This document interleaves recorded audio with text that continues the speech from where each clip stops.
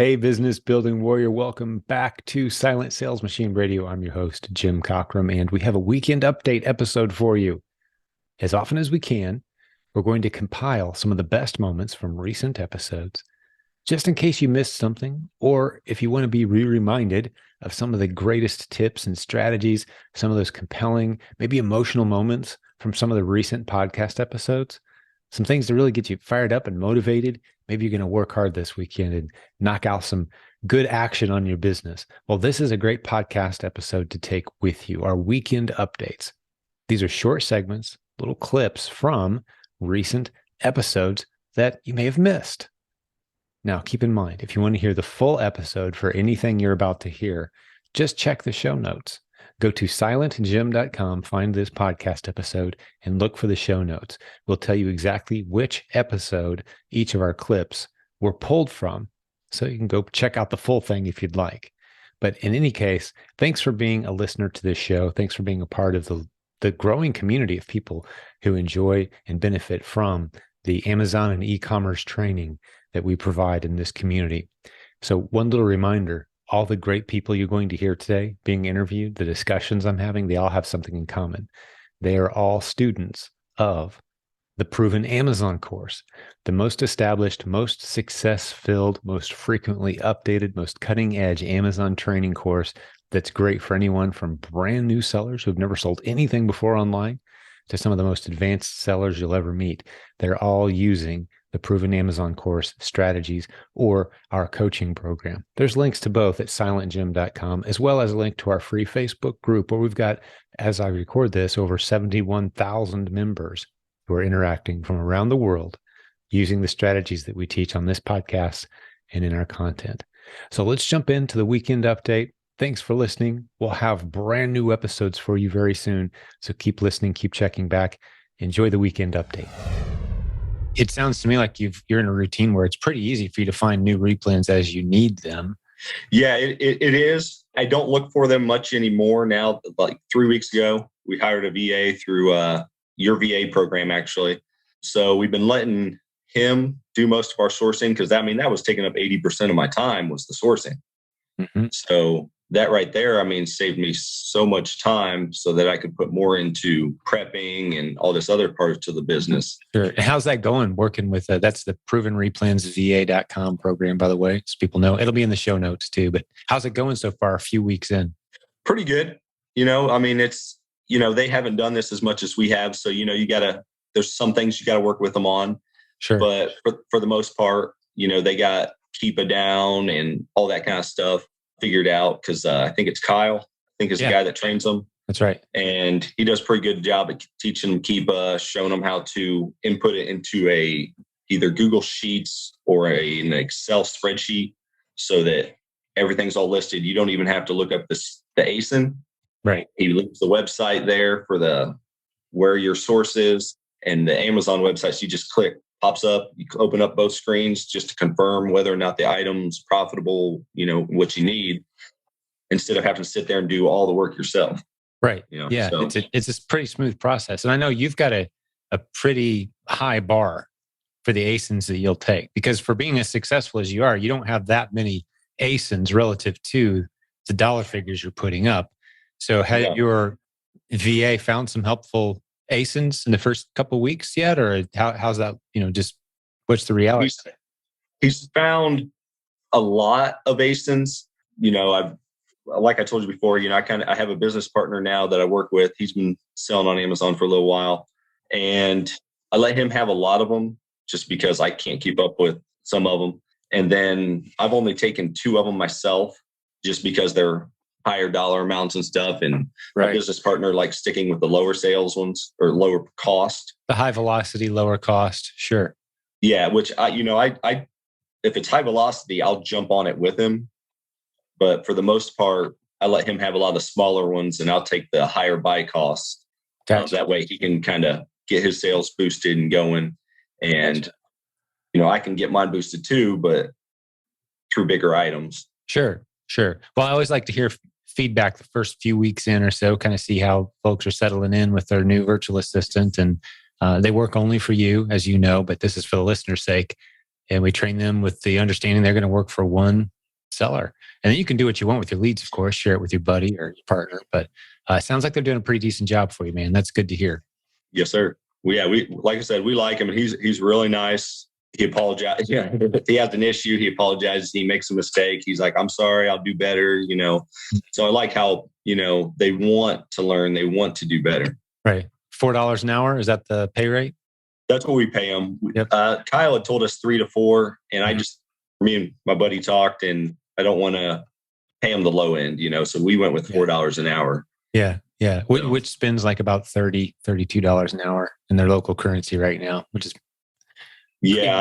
what an opportunity for him, for you, for us to be able to train in these techniques and find good sellers, good people out there who are working hard, building their businesses. And this can certainly speed things up. So yeah, I didn't even realize you'd done that. I just know that I get these updates from you from time to time, and I love sharing them and hearing about them. Let's talk through how you are finding ASINs, because one of the questions that people have, we talked about using the virtual assistant, but like, where are you looking? What categories? What price range? Give us some pointers without giving away any of your inventory, obviously. And on top of that too, let's tell people some numbers, because I think you have one of the more interesting cases of pretty low ASIN count, number of replens that you have for the numbers you have. In some cases, people putting up the numbers that I've seen you're putting up have like 1,200 ASINs. How many do you have? Right now, I have about 65, and I got a few more new ones going out. So I'm going to be probably close to 70 after the shipment goes in today. Right. You got a shipment sitting there near you, ready to go. Yeah, right next to me, actually, right there. That's great. Yeah, so it just shows you what's possible if you're picky about your ASINs. And you set a high standard, like a high ROI, high price point, certain speed of... I don't even look at ROI. I just look at margin. Strictly margin, just because, I don't care how much the return on investment is. I just care, am I making 20%, or whatever, which my baseline used to be minimum 20%, even though a lot of people take a lot lower. I'm still working a full-time job, so I got to buy my time, basically, what I want to put it, my time towards. So, I wouldn't take anything less than 20, but as I get closer to quitting my job, I'm going to probably take closer to 15, but I'll probably never take anything under 15%. And I do like high sales velocity. I prefer things to sell at least 100 times a month. But how many drops does that represent typically when you're saying, I'm going to test this? How many drops on Keepa are you looking for? At least 20 to 25 minimum. Yeah. Minimum. Unless it's a high buy cost item and the margins there. I've seen a new one I was just looking at the other day that had lower drops, but the profit, I think, per sale was like $30. So if I can sell something once a day and make $30 a day on that one item, I'll sell it. Right. But for anything under $25 sale price, I want it to sell at least 100 times a month. It's across all sellers, or are you talking only for you or for all? Just for me. I want at least 100 sales. Gotcha. Okay. Yeah, that's a pretty high bar to set. Yeah, and I've been able to get it, too, because I don't do now I don't recommend this at all, because I'm high risk, and I did, like you guys said, studied Keepa extensively. Probably last February. I spent hours and hours and hours looking over that, running the numbers, looking at listing after listing. And my test, I usually test a minimum of $500 on an item. And a lot of times I'll test at least 200 units. I've gone as much as, I had one listing where I bought 200, brand new test. This is actually a month and a half ago, 2 months ago. I bought 200, and I got to looking at the listing a little bit more, and I was like, no, let's buy 200 more. So I bought 400 units to test that item. Sent them all in. A week or two later, they started getting in stock, and I sold 100 of them, I think, my first week. Wow. So I was like, let's order 600 more. And I've had it selling for 45 days, and I've sold almost 700 of that item. In the last 30 days, I've sold 522. I looked at it right before I got on here. That's awesome. Talk me through the numbers. What's that look like on Keepa? What's your net profit on that item? What price point are you paying for it? Just talk us through it. My price point went up a little, went up a little bit. My buy cost just went up a little bit as well because of my supplier, for some reason, increasing the cost. But, I get it for less than $3. And, my profit on it my profit was $2.50, and now it's going to be $2, something like that. So it's probably the last 30 days I've made over $1,000 on that item. But like I said, my margin's going down because of the new increase. Sure. What's the sell price on it? It's under 10. So it's under light? Yeah, it's SNL. My pricing range is anywhere from, low end or SNL all the way up to, I think my highest priced items, just over $100. So, I started off a lot smaller when I first started, but I've been breaking out into $50 buy cost, $60 buy cost, trying to get into more and more big items as I've got more money coming in.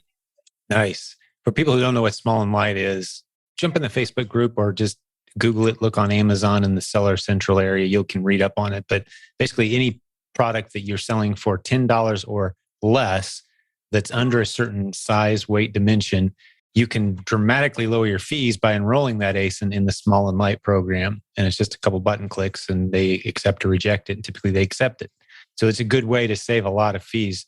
So like what you're hearing right now in this example, you can find items that you paid a couple dollars for and sell them for 10, and you're still making $2-3 depending on, the prep and other details.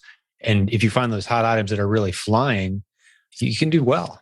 That's $1,000 a month ASIN for you. You said net, right? Yeah, and that's not even my most profitable ASIN. Right. That's just one example. Yeah, and those are beautiful for your metrics too. I got to imagine like your IPI score is pretty smoking stable. What's your score? It's pretty steady right at 526. Yeah. I don't know why it hasn't gone up, but it stays between 520 and 530. Yeah. I don't know why it's that range, but I don't care as long as I got unlimited. Yeah. As long as you're over 450. I think they've even lowered it recently to 400 maybe. They did. I just got an email just this week. I don't remember if they upped it back to 450 or if it's still 400, but I just got an email this week. It bounces around that territory though. So you're well in that, it's not like higher is better, but the further you stay away from that line in the sand where they start limiting your storage space, the further you stay away from that, the better. I see some screenshots from you from time to time. They just look beautiful for a guy who's working full time. And to be clear, you're still putting in 40 plus hours. I just got put back up to 40 because I was having back issues, herniated discs, stuff like that. Sure. So that's up to 40 now. Right. So running a full-time job and this Amazon is the side gig. And how much help do you have in your business? Who all is working on the team besides you? It's mainly me and my wife, and then my girls help us, some when I need them to. Sure. And you got your VA now in the Philippines, just a few weeks in, helping find some ASINs. Yeah. My business partner called me last night to go from the Google Sheets, and I was like, man, I haven't got time tonight. I said, let's do it tomorrow night. So probably here in about 4 hours, he's probably going to give me a call to go over, Google Sheets and see what we got. Sure. Split them up and hit them hard. That's beautiful. And I love that you're doing it with a partner as well. That's such a great, I love that there's reminders that this business doesn't have to be done in isolation where you're like, hey, these are mine. I'm keeping it secret. Now, you don't want to share your list with the whole world, obviously, and say, hey, 69,000 members of Facebook group, here's every ASIN I sell. Why don't you guys all go try to sell it too?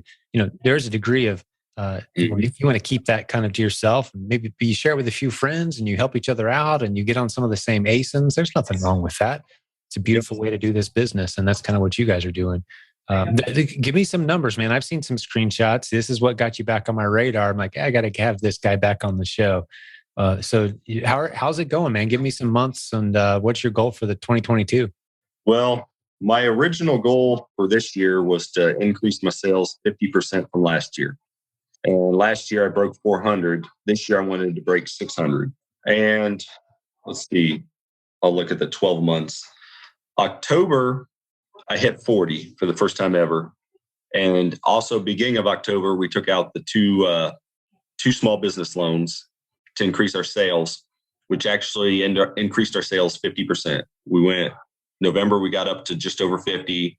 December was just under 60, January 60, February, even a shortened month, we still were just shy of 60. And March, right around in February, Amazon actually offered us a very large loan. And, it took us a while. My wife and I were debating on whether to get it or not. And, I prayed over it for 3 or 4 weeks and just kept really thinking about it, running the numbers. And I was like, man, everything's telling me I need to take this loan. And I told my wife, I was like, if we increase our sales with the new loan, just 50%, that'll pay the loan. Anything more is a bonus. It's money in our pocket. And we finally took it. March 6th, we took the loan. And payment's $11,000 a month because it's only a 12-month loan through Amazon. And our sales, I spent probably 40 grand the first 3 weeks, 40, 50 grand. We did nothing but package for 3 weeks straight other than inventory. Yep. Yes. To get it all pushed in there. Cause that's a big loan. You got to make sure you get the sales for it. Yep. In March, we finished just shy of 80 grand with hammering that inventory in there. April, we were at 108, just shy of 108. And then so far in May, May. Which was about 2/3 through May 2022. We are at 83 Beautiful. For March. So you could be looking at a 120 for May. Yeah. And I mean, when we started this, I had high expectations of Amazon and being able to, make it a full-time job, but I never expected to get this kind of sales, let alone as quickly as we did. That's what really, shocked me. But, we've been blessed really well this past 16, 18 months. Because if I didn't have this business when my injury happened, and these herniated discs, we'd have had to pull from our emergency fund first. And then what happens after that? We wouldn't really had any extra income. So Amazon has paid my bills, the first quarter of this year. Amazon paid most of my bills because I didn't, I wasn't working much. Yeah. So it's been amazing to see what's happened. Well, I love your story, man. I love your heart. You're one of these giving guys. One of the reasons that we're keeping this kind of anonymous is because we don't want your inbox filled up because you have a hard time saying no to folks. And I can certainly appreciate and respect that, along with, you're still employed. And so I just want to encourage folks that are listening to this, maybe thinking through, wow, I kind of want to do that. This is the Proven Amazon course. There's no rocket science here. This is learning Keepa, learning to recognize a good replen, and then testing it. It just so happens, the thing that makes your model different and interesting is that you're looking at the higher end things. You want a lot of sales. You're very picky over which replens you look at. So let me ask you this. Maybe this is a good question for you. How many ASINs do you look at before you find a winner typically? It depends on the day. I mean, I've had days where, I could look at 10 different ASINs and I'll take 5 of them. And then I've had days where I look at 50 ASINs and I only find one. So, right. It just varies. But I will say this, Keepa, Keepa's king. I don't care what anybody says about any other app. I have between a 95 to 98% hit rate with Keepa. So there may be some other apps out there, but I guarantee 100%, confidence that there ain't nothing going to be better than that one right there. As far if you read a Keepa chart and it says it's good, then you're 95 to 98% confident it's good. You test it, you go in, you go after it. That's what you're saying. That's what I'm saying. My hit rate, if I pick one, there's a 95 to 98% chance it's going to sell. Yeah. Just because how good Keepa is. Yeah, exactly.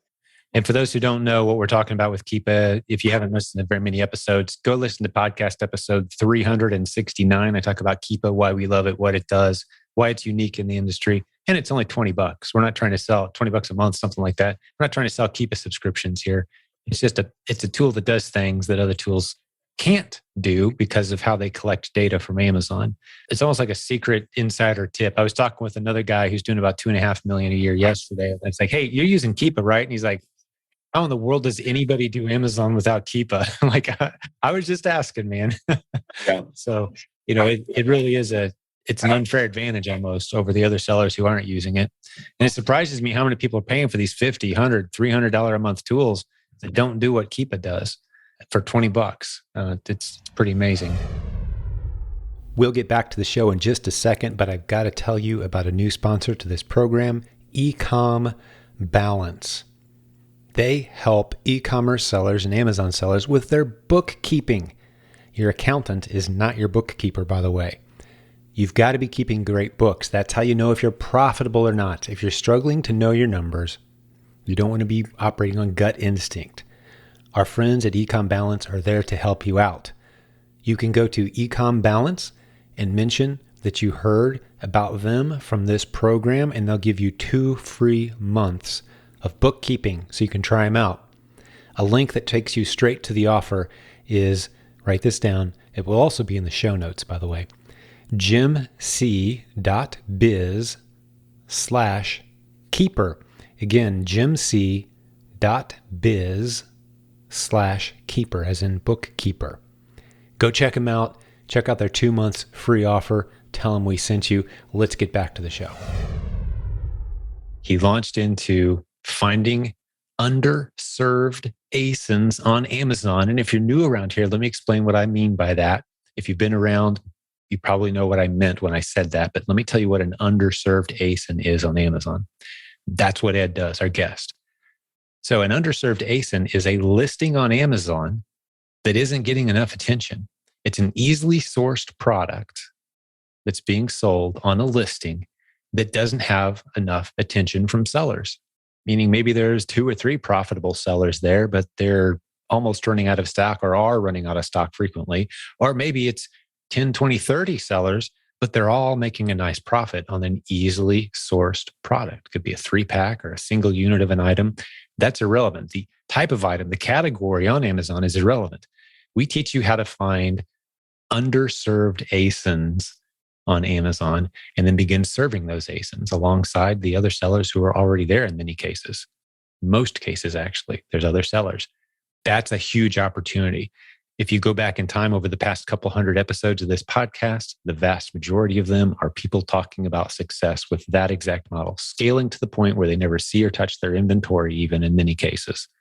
They've got partners or someone else they're paying to handle the inventory, to do those moving parts. And they've got an automated system, much like what our friend Ed today has.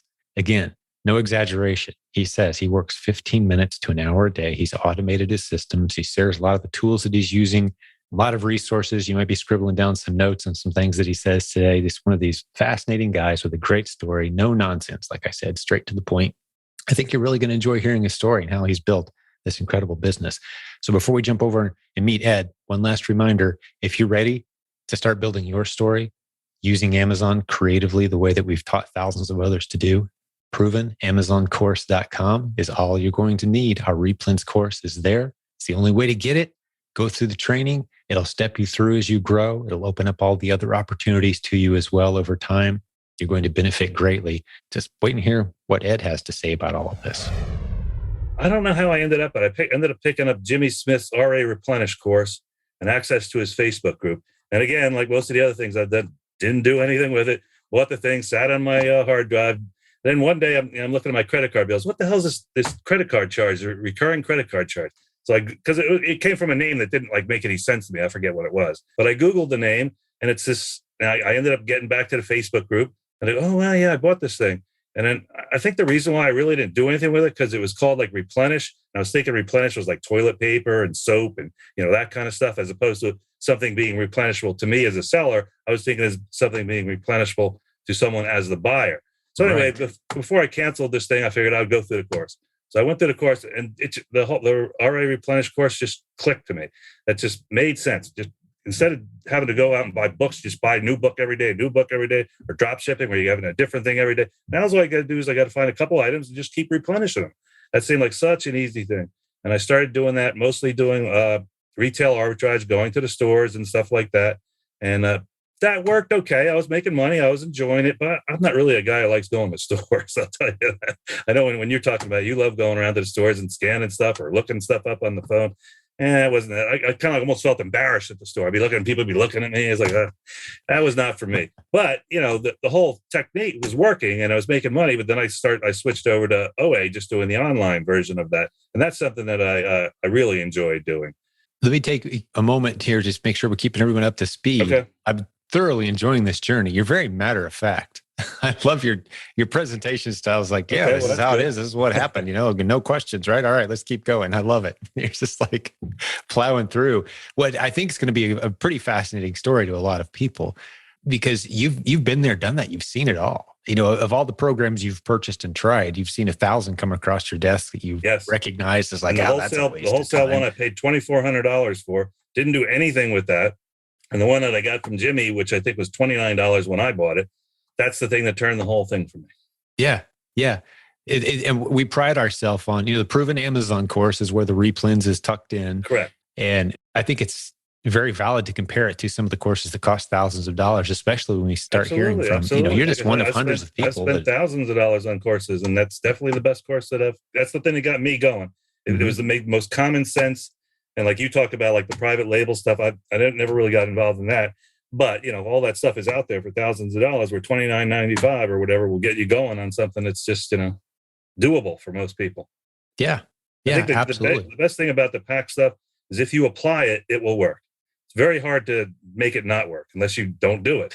Yeah. I mean, you see people posting on Facebook, they can't find stuff, but you just got to keep at it. Eventually you're going to find stuff. Well, I love to give listeners a new vantage point and maybe a different perspective on describing what is the Replens model. You already identified one of the most common misconceptions. People think, well, I'm only going to be selling things that people buy over and over again. Toilet paper, vitamins, their favorite shampoo, same customer buying. Like that's what they think Replens are when they first hear it. That's not what it is. It's stuff that you replenish. But let's say you're running into a high school friend and he's like, hey man, you're doing some stuff on business. Explain this Amazon Replen thing to me. Like if you had to break it down in your own words, I always love hearing the different perspective and you're explaining it to a friend and you want him to go explore it. You're not going to teach him how to do it. You're just going to explain, how's this work? What are we doing here? What's your elevator pitch summary of the Amazon Replen model? Okay, basically it's something that I can go to the store and buy today. And if I sell out of it, I go back and buy it tomorrow. If I sell out of it, I go back next week and buy more of it. It's not going down like the discount aisles or the what's on sale. Like you mentioned a lot. If you happen to be there, maybe scan the thing because there's $20 laying around there. I mean, maybe I'm not really, I don't go to the retail stores anyway anymore. So that doesn't even come into play usually. And when I search for stuff online, usually those sale things don't come up the way that I search for them. So that's not something that comes into the way that I do something. However, if you're at the store and you see something that's not, and it's great if you could find your replenishable items that are on sale, because that's just making you more money. That helps. Those are not the things that I target. Mm-hmm. You don't want to be waiting on sales and clearances and constantly on the Easter egg hunt. That those of us who did eBay for so long, that's the best analogy I've come up with. Is it felt like an Easter egg hunt. Sometimes you found these incredible winners and you were super excited. Then you'd go 3 weeks at a time and nothing exciting happened. My eBay experience was a little bit different than that, just because I owned a computer store and I was selling stuff. You had a steady stream of repeat sellable. Yeah, products. Exactly. We were just taking apart old computers that came in and selling the parts because people always needed. Same thing as like used car parts. That there was in computers back in those days. Nowadays, no one deals with computer parts. You can buy a whole new computer for $200. So yeah, exactly. The margins are super thin on tech, but. Yeah, so I thought that was a great explanation, a great summary of what the model is. I appreciate that. You're finding underserved listings. So let's say you go up to one of these booths at ASD and they've got their product line and, what do you do? And people can do this virtually too. You don't have to actually go to ASD. These kind of shows happen virtually. They're online. You can get the catalog from events.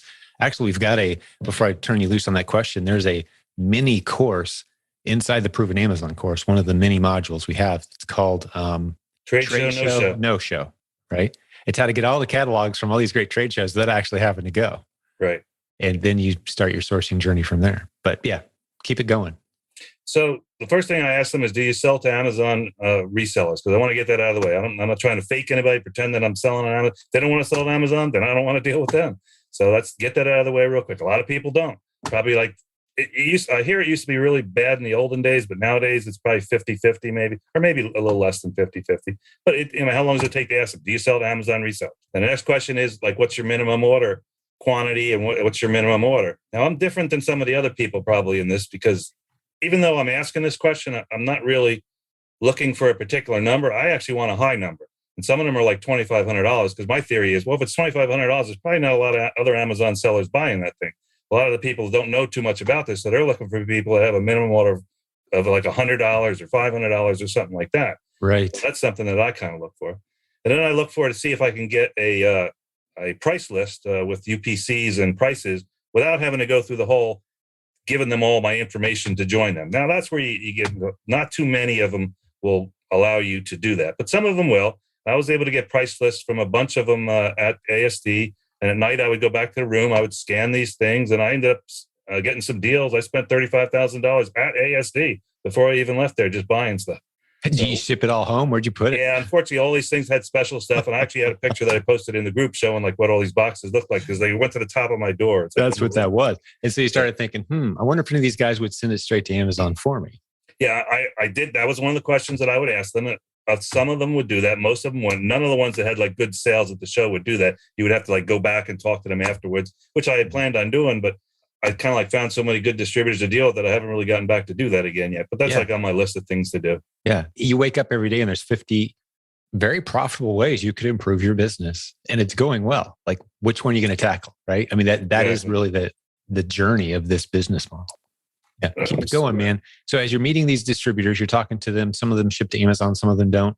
How do you process that list? Let's say they say, yeah, here's the 800 products we sell. Yeah. And the prices.